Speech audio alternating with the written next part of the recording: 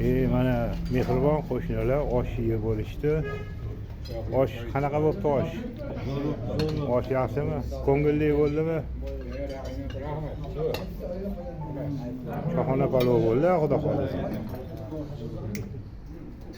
O'sh ko'p bo'lgandan hammasi bo'ladi. Shundan ichi bo'ldimi qarang. Ovozim ber. Choy.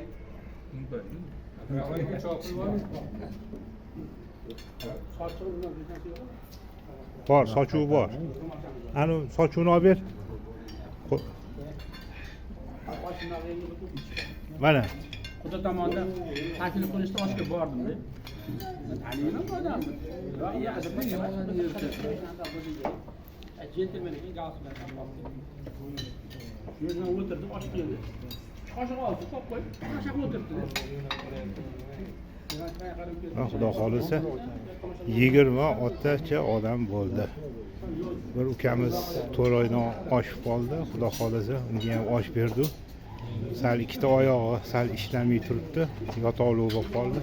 Xudo xohlasa Alloh nasib qilsa yurib ketadi. Oyoqlari kasaldan forig' bo'lib, tan joni sog'ib, Xudo xohlasa ishlarga tushib ketadi. Unga osh berdi.